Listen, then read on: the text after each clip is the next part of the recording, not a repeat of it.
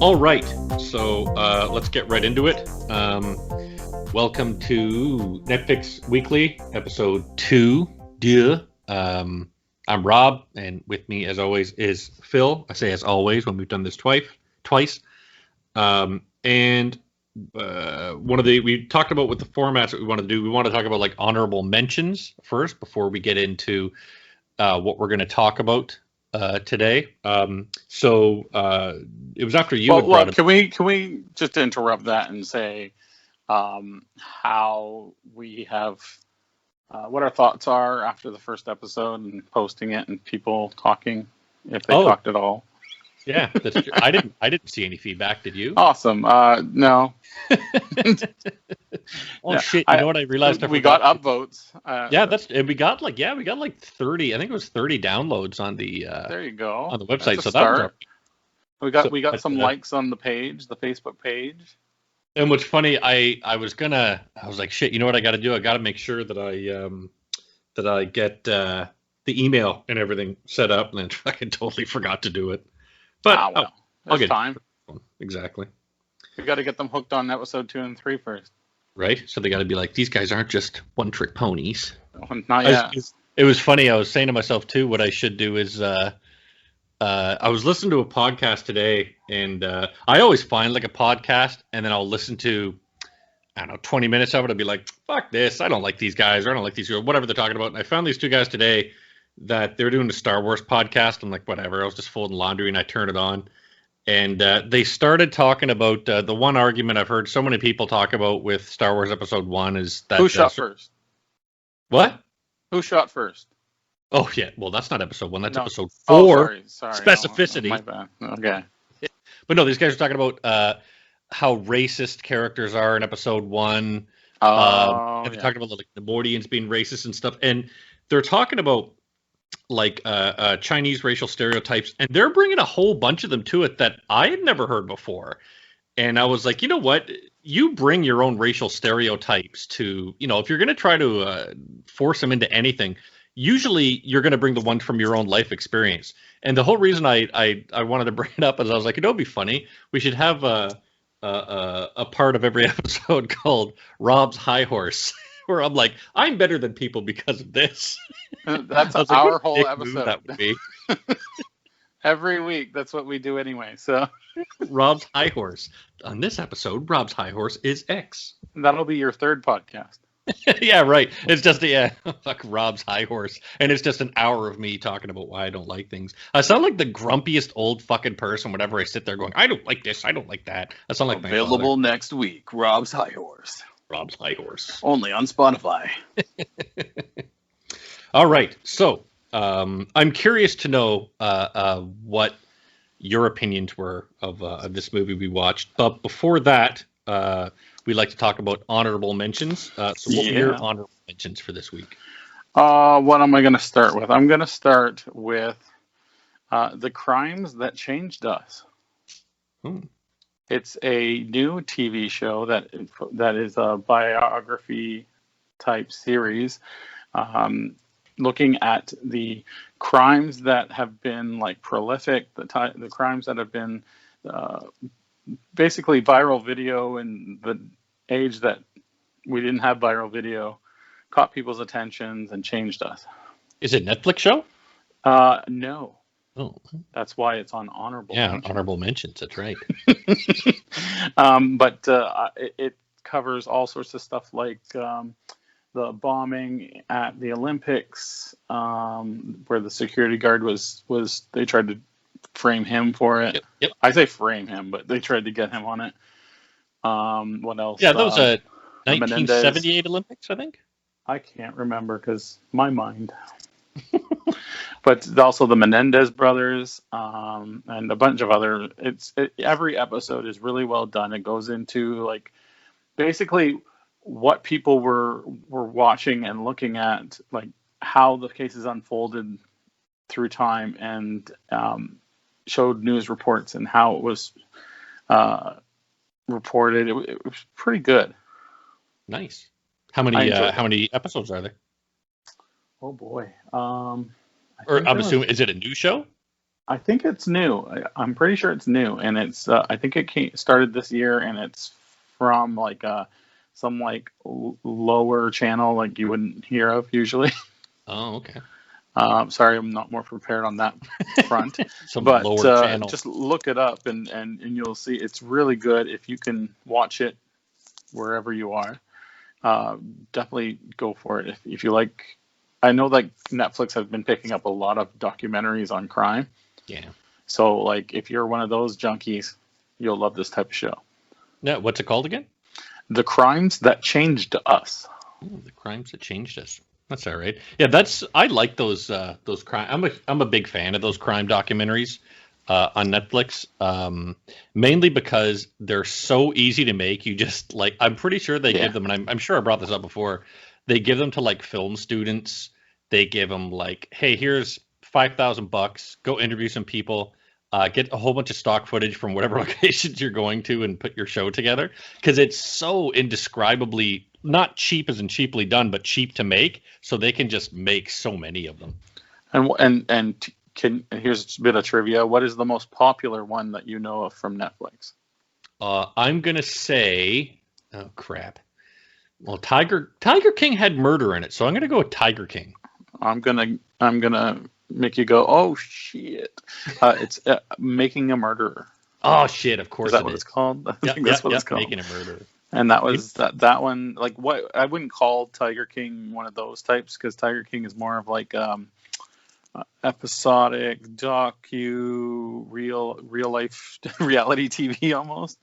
Well, I guess technically so was Making a Murderer. Is it more of a documentary though? Well, I'm just trying to think. Tiger King, it didn't have any murder in it. It had his attempted murder, right, of Carol Baskin. Yeah. But yeah, Making a Murderer. You know what I will say with Making a Murderer? It was pretty fascinating that first season, but it's mean to say, but by the second season, I was like, this feels like a lot of the first season all over again. But all right, so for my honorable mention is something Cobra Kai. Cobra. Oh, of course. And I still haven't even. You know what? It's funny. I saw shit. What did I see? There's like a game of Cobra Kai, like some fucking app. I'm like, my God! Ever since we talked about it, I'm seeing it pop up fucking everywhere now. We're gonna talk shit until we finally watch it one week. Maybe it'll be a lead up to episode 10 or something. That'll be the way that we get feedback in the show. Finally, we'll keep on bashing Cobra Kai until somebody goes fucking crazy and just reaches out in every way they can to. We'll watch like episode 10 after giving in, and then we'll be like, "Holy crap!" I mean, we'll watch for episode 10, our episode 10, and then we'll be like, "Holy crap! It's the best thing in the world." No, I'll watch episode 10 and be like, "This is bullshit. I don't know who any of these characters are. None of this shit was set up. I don't even like karate. Is it Taekwondo? I don't know. Yeah, I don't know. I'm pretty sure it's karate because he was called the Karate Kid, but what the fuck do I know? Right, go to your honorable mention. So for mine was a Spanish movie. I can't remember the year it was made. It's relatively recent. It's called The Skin I Live In. I like Spanish movies. I dig on Spanish horror because Spanish horror, not Giallo movies. Giallo movies are like the old Suspiria and those old kind of 1970s and 80s Italian horror movies. I like a lot of the newer, more kind of cerebral ones. And Skin I Live In, it's a very simple concept that goes in a very weird direction. And I don't want to spoil it for anyone who wants to go out there and check it out. But the synopsis is, I always call him Ontario Banderas. I know his name's Antonio Banderas, but I always call him Ontario Banderas. Antonio Banderas has a daughter who is attacked by another boy, and the movie is about the revenge that he takes out on that boy. It's very it goes in directions that you wouldn't expect it to go, and it's just not something you'll see in I don't think you'll see in any sort of like Western, American, or Canadian cinema. So if you get a chance, definitely, and you're okay with subtitles, definitely check out The Skin I Live In with Ontario Banderas. I forgot we're in honorable mentions, and I was looking through Netflix for it. Oh, you were looking for yeah, I was like, what is he talking about? It's not even here. Yeah. Let me change my VPN to go over to Netflix Spain. Another thing I wanted to bring up too, my boys, my kids, I was watching it with my two sons. They love that show, Nailed It. And I remember I was watching it and I was like, whatever, fine, put this on.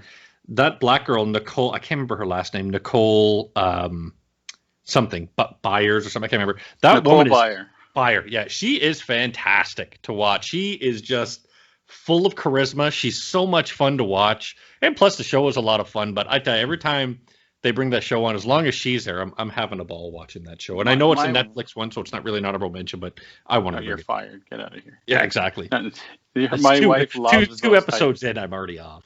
My wife loves those type of shows, all the cake baking and dish making, and she's not even the cook of the family, but she loves looking at it. No, I'm pretty sure that I'd even get kicked off Nailed It because they're talking about buttercream and fucking flour and adding vanilla, and I'm like, I don't know what anyone's talking about in that show. I can take it, put it back together again, but I can't cook to save my goddamn life. Look how popular the show is. Look, Nailed It Holiday, Nailed It Mexico, right? Nailed It Germany, Spain, France. And I'm willing to bet, like, over time I'll get bored of it because my wife, she loves the hell is that stupid show called MasterChef and Hell's Kitchen. That's the other one. Oh, I've watched Hell's Kitchen. I'll watch like a season, and then it's effectively the exact same friggin' thing every single season. And I get bored of it. I don't care about this. Like, I don't tell me who wins at the end, and that's all I give a shit about. But Nailed It keeps me constantly interested. And I think it's because it's a revolving door of people. You know what I mean? Like it's not the same contestants. It's a revolving door of people. Yeah, I like Chopped. So. Chopped. Yeah, show.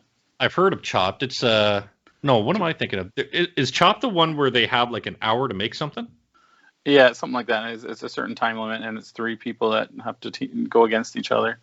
Oh. And then no, I'm thinking of Iron 3 Chef. or 4, and then they get dwindled down. Iron Chef is the one that has the guy that was in Double Dragon. that's how old I am dating myself. He was in the movie Double Dragon. He's well, whatever. We're getting off topic, but yeah, Iron Chef is not a show I've watched either. I only know it's got the guy from Double Dragon in it.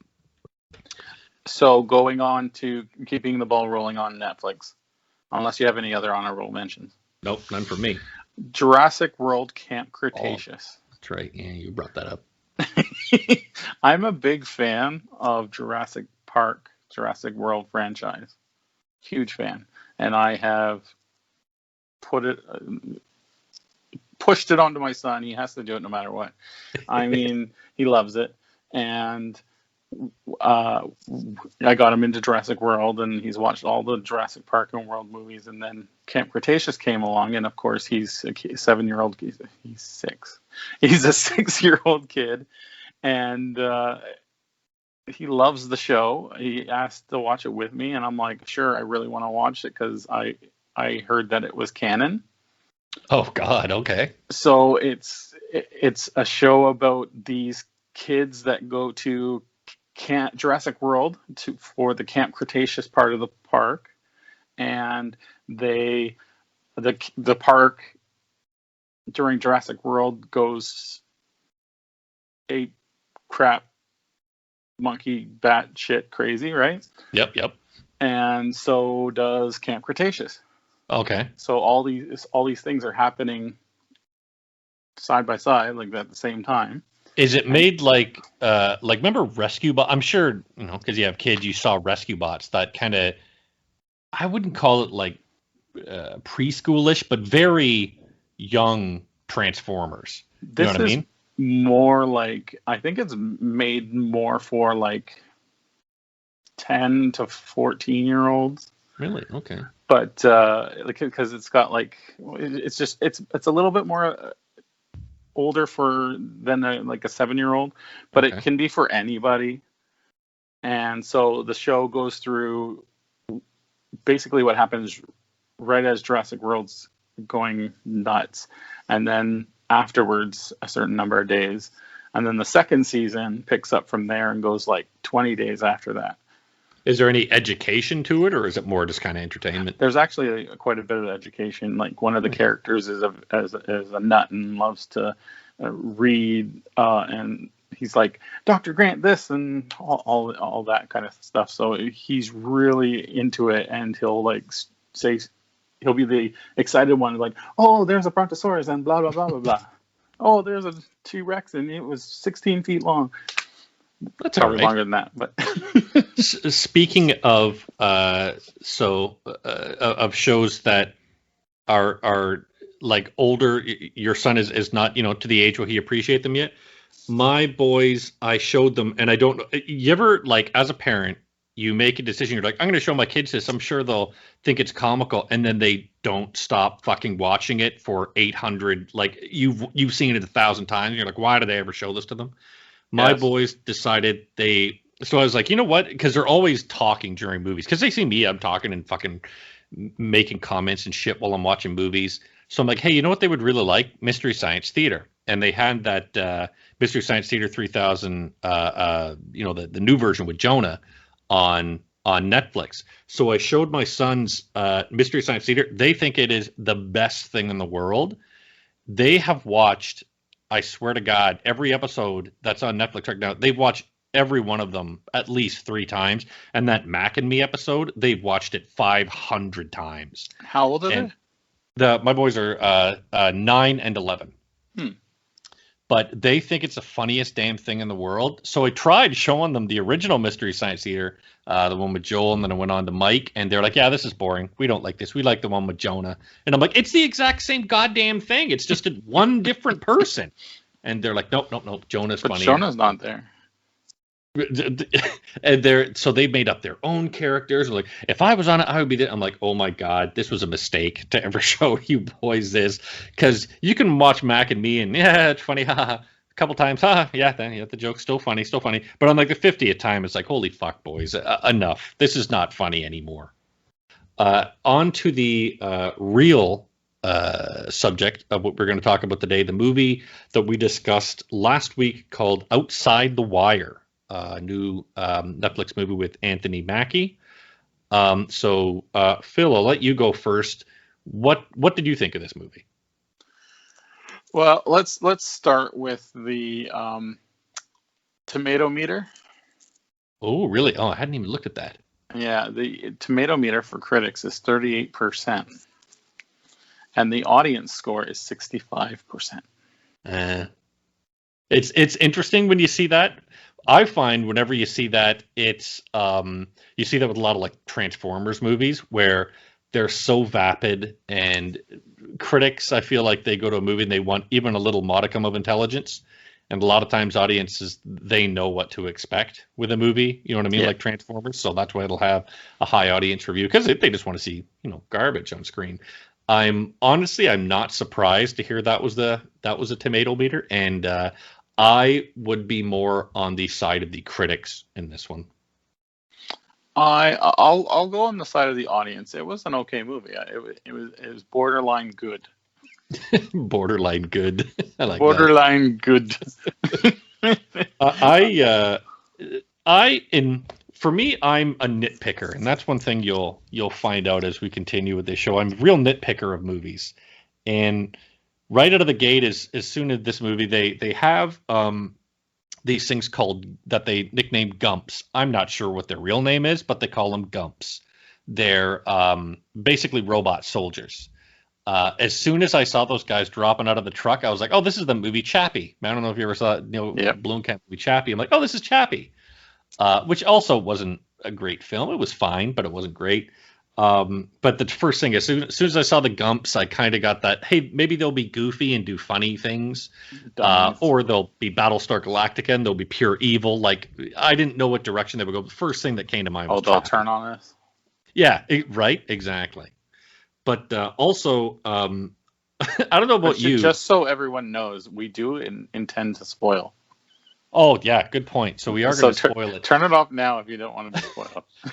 But I don't. When I was watching this movie, I not that I kind of knew, but you kind of get the message the movie was going to try to say. At least I got it, and I was very not off the mark, but I was very. It was like a shotgun blast, but I had a general idea as where these types of movies go.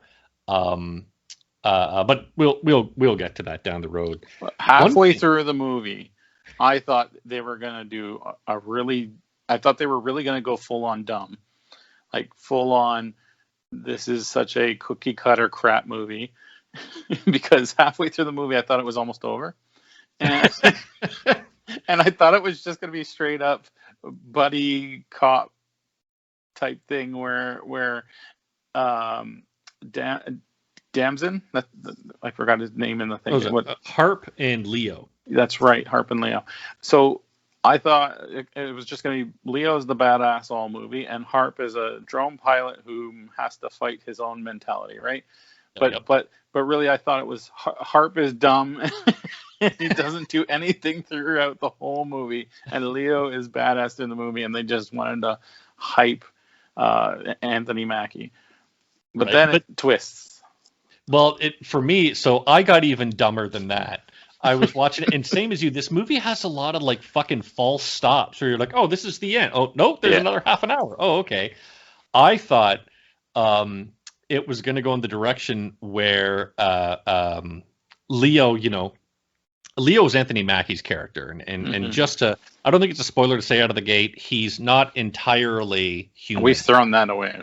Yeah, exactly. Like, it's pretty obvious from the fucking commercial, but whatever. I thought it was going to be android people. Yeah, and another thing too, they don't make that really well known. I'd say until about 50% in the movie, which maybe was part of the point. But I was like, is he a man that's been like genetically enhanced? Was he a man like RoboCop who was injured? It was they don't tell you until about 50% in. But no, sorry, where I thought it was going was way stupider than where you thought it was going. I went that extra level down. I thought Leo was going to try to explain free will to Harp, because Harp was also an android that they were training as well. That's the first thing that came to mind, was like, Harp's going to be another android that Leo's got to train, and it's kind of like a training for androids type of thing. I could see that, because there was like him mentioning certain things that you were like, oh, you have to police me too type thing. Yeah, but then Harp is so dumb. Like, there's so many parts where there's just common fucking sense that dumb. He's so stupid, and you're like, why the fuck would you do this? He's so dumb until he has like an actual like traumatic experience, and then he turns full opposite. And then he's full fucking action man, and I'm like, what the fuck? Like, that was a bit of a turn on a dime. Where was that earlier? I loved right in the start. So in the start, they're having this whole fucking shootout, and the Gumps come out. I couldn't figure out whether the Gumps were good or bad right out of the gate, because I'm like, well, they don't have. I couldn't see any sort of goddamn insignias on them. No, like U.S. or they were up against not Israeli forces. Was it Russian forces? I think it was an outsider Russian type group. Okay. What is it? What they're called? Yeah, it wasn't like a rebel group. USSR. Yeah, I can't remember. But Ukrainian. That's what they were. So. The Gumps pop out, and then the Gumps are firing, and then the Ukrainian guys, they have like like these, not surface to air missiles, but just hardcore heavy artillery, and they're like, hey, shoot out the lights. And I was thinking in my head, like, okay, how bad is the U.S. military that they've created this fully functioning fucking robot, and if they shoot out the lights and then it can't see in the fucking dark, like, what a humongous waste of money this was. A robot that can fire on people, but oh shit, it's dark out. Well, I guess I'll just stop firing at people because I can't see shit in the dark. There was a lot of problems in the first part of the movie. He said something like, what's his face? Harp had 56,000 hours of drone pilot experience, only if he was like doing this since it was 7 or something. It was like, do the math. Well, there was one thing that he says, he's like, oh, they've been collecting information since the end of the Cold War. And the movie says in the start it's 2036.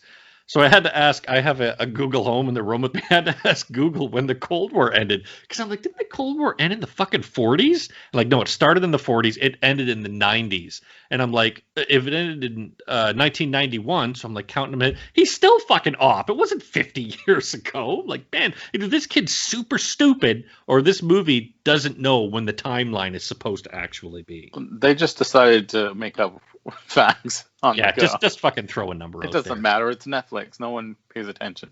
Also, so I love Harp gets, hey, you're not allowed to kill people. This is the army. We don't kill people, I guess. I don't know. I still can't figure out why the fuck he was court-martialed. Because he killed his own troops. No. He was court-martialed because he didn't follow his that's right. Command.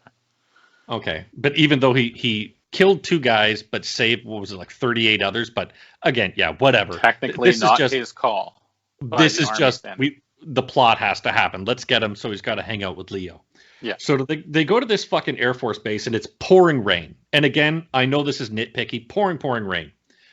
Kevlar or Hector, whatever the hell the other general is, he says, "Hey, go find Leo." Or yeah, General Kevlar. General Kevlar. He says, "Go find Leo. He's inside."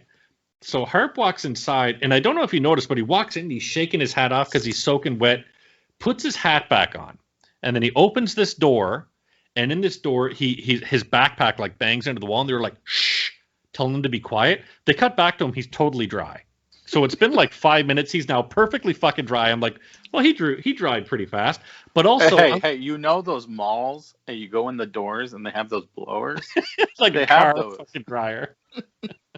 But also, they tell him, "Shh, be quiet." I'm like, who the fuck is going to be quiet on an Air Force base? Do you see the helicopters going by? Yeah, let's let this fucking helicarrier go by outside and shh, whisper to it, like, turn off 2 of those engines. It's got to be quiet. So he can listen to his fucking jazz music, I guess. And then, so he goes and he meets Harp, and then they should have just called, I bet the chapter or when they were building the script, I'm willing to bet this chapter was just called Exposition, because holy Christ, it's just, hold on. Mattered. Yeah, I'll let you describe this part, because just none of it mattered. Like, they just went into things that I was bored to tears for 10 minutes. Just say, well, did you know these can do this? And Victor, so I also like, they're like, if Victor Corvo got hold of those nukes, he could destroy all of the world. And then it shows New York, California, and then back to their conversation. I'm like, wow, that's all the world, eh? New York and fucking California. There's nowhere else on this entire planet. What you don't know is the map changes based on the Netflix location you're at. And they just have Anthony Mackie. They had him record all these different fucking, different. I'm sorry, that's what they do in China. Never mind. He is about to destroy Madagascar. He is about to destroy New Zealand. Yeah, exactly. Oh, but all right. So keep going. Another thing I thought was funny was, why is it that Harp and Leo, they're gonna like, okay, we got to drive into this demilitarized zone or the death zone, or they gave it a stupid fucking name. It's like the Rubik's Cube zone or something. I don't know. And they're going through it, and they're like, all right, we've got our convoy, and our convoy gets stopped by a bunch of like peacekeepers or freedom fighters or something. Okay, I have to interrupt you. I'm sorry. All right. But one of the big premises, one of the big things to this movie was that Harp made this decision at the starting of the movie that killed the 3 guys, right? Okay. And so when he gets to the base, that group of soldiers happen to be there and beat him up, and showing that, like, you're an ass for doing that to our people, whatever. That's the last we hear of it, by the way. That's the last we hear of that.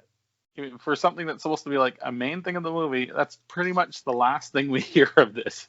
They go out and they have their convoy, and they have all these guys and these gumps and whatever with them, but there's no fucking drones. I'm like, weren't drones going to be an important part? Like, I would think that Harp's what he'd be able to contribute is drones would be coming from there, the drones would be coming from there. Instead, all Harp does is go, I'm scared. And then he's scared. Oh shit, what do I do? And then Leo's got to go, run this way, go that way, Harp is so fucking useless in this firefight.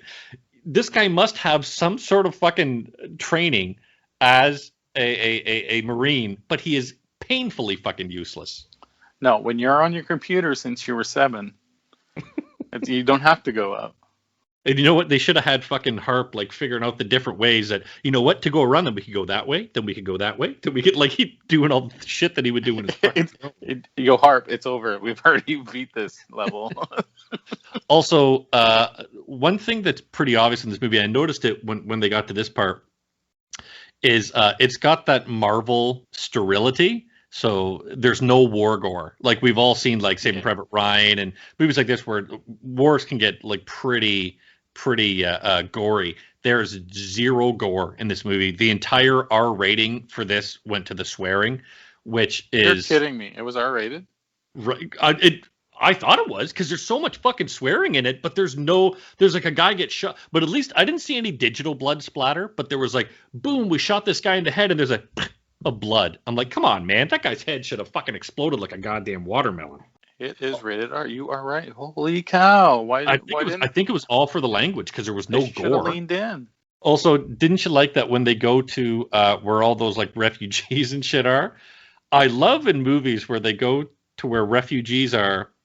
They're living in squalor. You know what I mean? Everybody is eating out of a trough, but they always somehow seem to have crystal clear TV reception, and everyone's saw the TV right away, huh?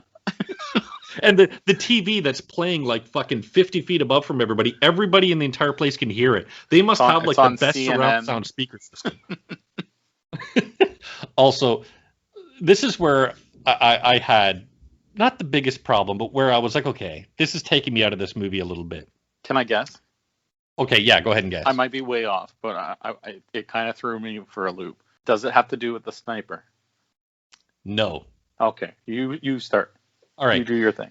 So for me, Anthony Mackie says, do you ever wonder why I look the way I look? And he's like, what do you mean? He's like, my sleeve may say USMC, but I'm made to look non-threatening to people. I can walk up to people and they like to look at me. I'm an easy face to look on. I make people calm. You know, nobody gets afraid of me. And I was like, oh, okay. But then he walks into this this area where all these refugees are, and him and Harp are the only two black dudes there. And I'm like, if you really wanted to not stick out like a sore thumb, why did you make this guy a black guy? I have to imagine that you could be, okay, let's change his skin because we can make his skin translucent. Yeah. Let's change him to look like a Ukraine dude, so he just fucking fits in with everyone. Why does he look like Anthony Mackie? That didn't make a lick of goddamn sense. And as soon as he says that, he's like, I'm designed to be not threatening. I'm like, are you out of your mind? I'm willing to bet that some of the younger kids there have never seen a black person because of where they are. They're surrounded by a bunch of Ukrainian refugees. And then you show up, they're going to be, hey, do you have any idea who the guy might have been? Probably that black guy that I've never fucking seen before in my life, and I've never seen another black dude, so I could pick him out, no problem. Why did they make him a black guy? Everywhere they walk, they are stared at like they're evil.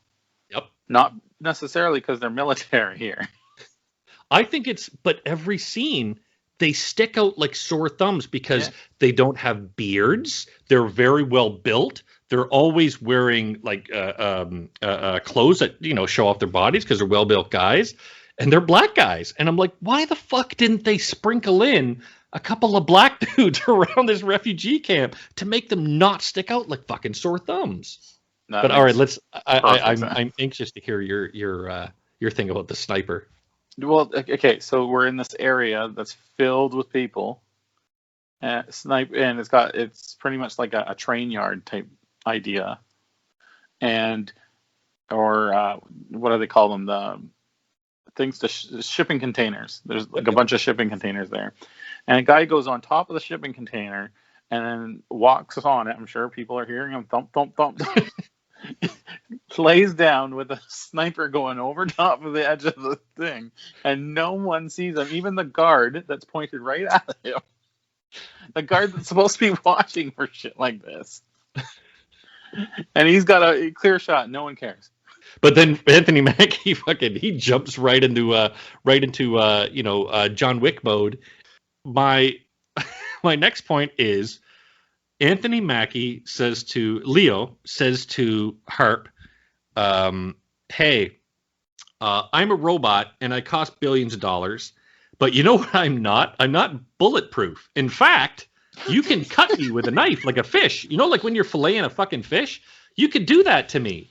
And I'm thinking in my head, why in the sweet name of fuck would they have spent so much money to make a guy, to make a machine that you could like stab with a knife? Like, that's so fucking stupid.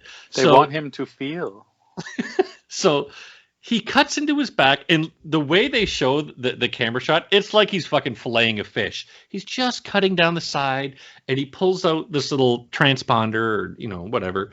And I'm like, okay, I've seen Terminator 2. I know how this part works. You're supposed to take out that transponder and then destroy it. And so Anthony Mackie says, yeah, this is how they track me, with this little transponder. And I'm like, okay. So he takes it out, looks at it, and then puts it in his fucking pocket. What was the point of taking it out of his back if he just put it into his goddamn pocket? It wasn't powered anymore. He's the power source. Oh, was that? I'm being a devil's advocate here. Because I saw that and I'm like, what the fuck was the point? The problem I had with that moment, and I even said to my wife when it was happening, I'm like, he's like you said, sliding the knife down his spine type thing, and he sticks his hand in and he goes, ugh.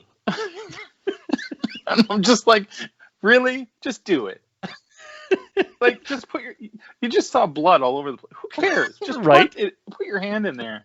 I'm sure it feels good after a long time without your wife. Right, exactly. And Anthony Mackie's not going to care. He's attracted to everybody. Everybody likes how calm they are when they look at Anthony Mackie's face. He's Doctor Who, for all we care.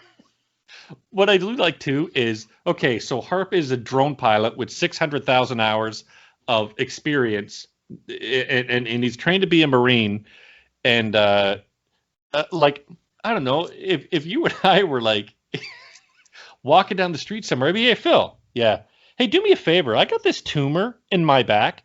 Can you slice into my back with a knife, reach around in there, and pull that thing out for me? I'd be excited. You'd probably be like, hey, you know what I've never done before? I've never touched a tumor. I've never cut into somebody's fucking back. Also, you might die. So it doesn't matter because it's see-through. You're telling me they didn't have one fucking person? Oh, wait, no, the lady they go and meet, she knew that he was a robot, didn't she? I don't know. I thought probably. But I was like, why not have one of the fucking doctors at that place cut it out? Instead, you ask this guy in the back of a Jeep, no less. Like, hey, you know what? Let's stop in the back of this fucking Jeep, and I'll lean forward. You can cut this thing out of my fucking back. I want to think that there was a time before this movie, and that they had this moment, and she was like, no. I know what you're trying to do here. Don't F with me. But you know what? That would be, I wish they had that scene. It's like, hey, you know, Joan Rivers, whatever that girl's name is, can't remember. Can you cut this thing out of my back? And she'd be like, no. Okay, well, thank you. You know who'll do it? Harp. I'll ask Harp. I'll just get someone from. That's the whole reason he got the Harp in there. Stupid. But then, so I like how they had two options. The guys who were making this movie, they said, okay, we can have them go Terminator, or we can have him go John Wick. I think John Wick kids might know John Wick a bit better. So he literally starts doing John Wick shit as he starts getting more kick-ass, right? Leo basically does John Wick stuff, grabbing bones and you know, breaking arms and like the quick shots. There was Terminator in there too. But when he got shot a bunch of times. And that's what I'm like, okay, why isn't he bulletproof then? Like, wouldn't it go through the goo of his fucking skin? Like, it was so plot convenient. It was like, if he's going to be fucking bulletproof, make it impossible to cut through him. And if he's going to be John Wick, let him be John Wick. But you can't mess around and do fucking both. But they did. Yeah, but they did. Maybe that's the answer to this entire movie. You didn't think they were going to, but they did. So, okay, what did you get? What did you think Harp was trying to do at the end of the movie? No, not Harp. I'm sorry, Leo. What was Leo trying to do at the end of the movie? Harp was just trying to be Superman at the end of the movie. But somehow he got from point 1 to point You like 2. That? He ran about a mile and a half in about 5 seconds. Yeah. Fucking the Flash. The whole thing was that he had his that part removed, Yep, his tracker, I guess. Tracker, which was actually the you have to do no wrong chip or something, right? The inhibitor, I guess. The inhibitor, yeah. And so now he can do whatever he wants. So instead, he sees the bad in giving the U.S. what they want. So he's not going to give Victor what he wants, but instead he's going to nuke the U.S. so that. Yeah, that's what. Yeah, that's about as far as I got. I'm like, this don't make much sense. Is that seriously how far you got? I got as far as, okay, so Leo was never going to give Victor the nuke codes. Victor was going to bomb the U.S. with the nuke codes. Yeah. So to show Victor, Leo was going to do the exact same thing that Victor was going to do that he said he was going to stop Victor from doing. Wow. I get it. The whole point is that I'm going to let you continue. See if you get there. Yeah, we'll see if we arrive at this. And then he says to Harp, I see the evil in like just destruction for the sake of destruction. Mm-hmm. So I'm going to destroy the U.S. or at least, like bomb Washington with this nuke. So Washington knows that it was their own robot that did it. Okay, you almost got it. And that's as far as I could not figure it out. The main point was, if they create more of me, they're going to have an insanely huge war. And so I am going to bomb the U.S. so I am evil, and they will not create more of me. Oh, okay. But that way, both sides don't create more of him. Okay. I don't see how that would stop the other side from doing it, but But what the hell was the message of that? Hey, don't create more of me because I'm going to kill you so you know not to create any more of me. No, they don't. He doesn't want them to create more of him so that the other side creates more of the same, and then they'll have a legion of Anthony Mackies versus a legion of Anthony Mackies, and it will create a huge new world war. That's what he sees as the big bad. But wasn't he going to kill himself with that bomb going off? That was part of the point. So he would kill himself, so they couldn't make any more of him, even though he was gone, and he wouldn't know. They don't still have the blueprints. Oh, okay. I don't get that part either, but Yeah, I don't know. By that point, I'm like, this is trying to be too smart for itself. You know what? It felt like, what the fuck? What are they even doing? And again, so Harp is like, hey, fuck you. I'm John Wick Terminator guy now, and shoots at Anthony Mackie and like leaves him there to die. And to your point before, but he's not a Terminator anymore, because he would have just got back up and be like, oh shit, I've been shot and a whole bunch of stuff, but I'm fine because I'm bulletproof. But he decides to go all translucent and guts and shit everywhere, like mechanical guts and shit everywhere. And then he says to Harp, like, no, Harp, like you're gonna, and to your point, he says, we can't have a whole bunch of Anthony Mackies fighting each other. And then I'm pretty sure that fucking countdown is at 30 seconds. And Harp's deciding for about 4.5 minutes.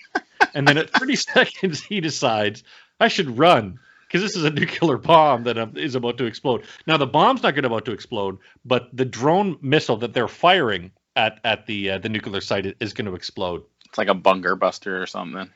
But so what I like is they show him running down the stairs, and then they show him running, and then they show this fucking drone explosion go off, and it like obliterates like half a mile. Like it's a huge fucking explosion. And then there's Harp just driving down the street in a car, and you're like, where'd he get that car? How come he's not dead? Like, so many things are going through your head. Like, what the fuck? How did this guy survive? It's like, wow, you just stopgap that one. Oh, so yeah. In I guess in conclusion, this movie was about as good as I thought it was going to be.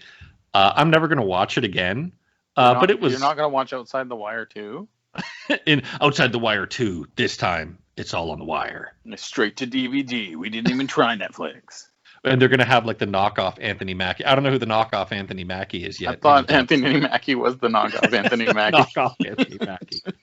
But you know what? I will say this for Anthony Mackie. He's a good-looking guy, and he's walking around this movie. And again, I could not stop thinking about why the fuck didn't they make this robot like a Ukrainian dude that's walking around instead of Anthony fucking Mackie walking around who's like, hey, how you doing? Anthony Mackie, hey, peacekeepers, let me go and talk to you. And hey, look, I'm not holding my guns. Let's shake hands. All right, cool. Like, why did they not make him any more obvious? They should have made him purple or something.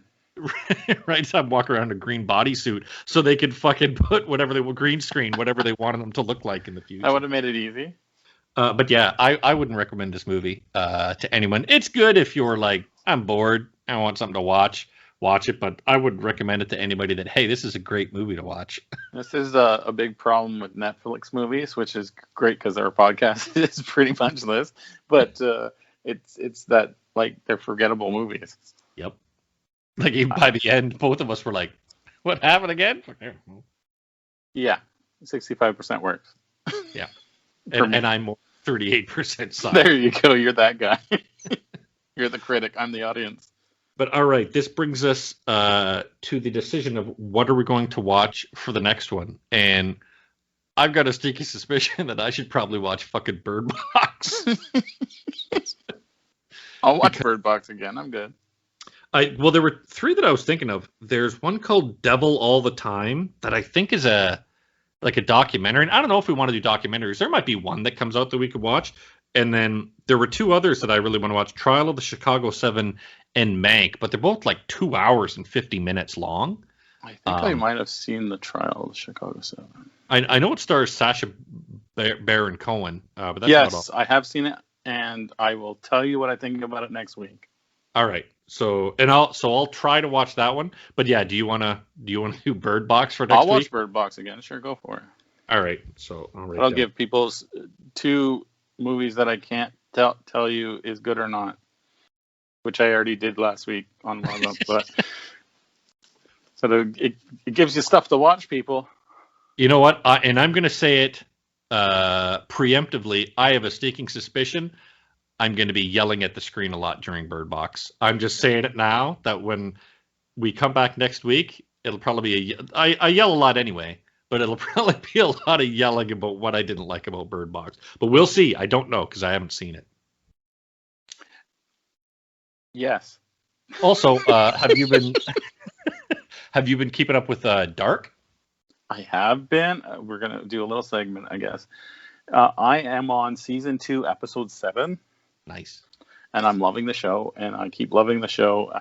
I thought I was going to go into season 2, episode 1, and be like, "Oh, this is getting," and then it turned me around by the end of episode 1. So I'm in for it the whole. I love where it's going right now. I can't say things. Yeah, it's impossible not to spoil, even just by mentioning one fucking thing about it. I'm gonna. We already spoiled that it's a time traveling type show. Right? Yep. Yeah. Well, you did now. If we did before, you fucking did now. Damn it. No, it really is. Let me put that emphasis on it. It really is like they jump on even more as time goes on. I will say one thing. I can't wait till you get. So hopefully you're at the end of season 2 by next week, because the end of season 2, that one's a fucking shocker. That one caught me right out of left field. Can I mention something that caught me right out of left field? I don't know what to think of it. That was a good place to start from. There's nudity in this, right? Yep. Like a fair, an okay amount, not crazy amount, but the more often than not, the nudity is supposed to be high schoolers. Yep. Have you noticed that? Oh yeah. I'm just like, what? Like, is she supposed to be 17? And what 16? I like too is it's not, and I don't know, maybe you felt differently. It's sexual, but not sexualized. You know what I mean? Yeah, it's not over. It's very just matter of factly. And nudity like that always, especially with with younger people, you're like, okay, so I guess this is happening, type of thing. Like and I think it really helps to feed the uncomfortability of the show, because it's like the standing in the lake scene. Yep. I'm just like, aren't you 16 or 17? Like, what? Yep, and you're like, and it's on. It's hey, look, there's the floor. Look at you, floor. How are you doing? Like, it looks cold. I don't. But I just thought I'd point that out, because I was just like, what? I do like too how there's scenes of, so there's this one guy, like, so you just found him like naked, with no clothes on in the forest. Yeah. Did you do anything? Well, I didn't chase him. And you're like, you didn't chase him. Like, why is that something you feel that you need to mention? Like, it's the people are so odd in the show, and it makes for such an air of uncomfortability while you're watching it, that it to me, that it was that uncomfortability just fucking added to the show and just made it has a tone throughout the entire thing that just never lets up. It's really unnerving. Oh, but all right. So next week, Birdbox. I can't say with any certainty if I'm going to like it or not, but we'll see, because that's what the whole point of this Netflix weekly show is. Yeah, we're going to keep on. I chose a great title, didn't I? Well, you're so used to saying Netflix that you're like Netflix, and it's funny how many people I've told. So I've told a couple of people, yeah, I'm doing this podcast called Netflix Weekly. Oh, Netflix Weekly? No, Netflix. What's Wait till Netflix? They search for it. Well, I say to them, it's like, getting your fix of Netflix. Why don't you just call it Netflix Weekly? I'm like, well, moving on. My co-host is an idiot. That's all you have to say. Every single person has said to me, why don't you just call it Netflix Weekly? I'm like, well, moving past the fucking title to what this podcast is. We'll change it next week. Yeah, we're only 2 episodes in. We can change it. You didn't say trial. What, was I supposed to?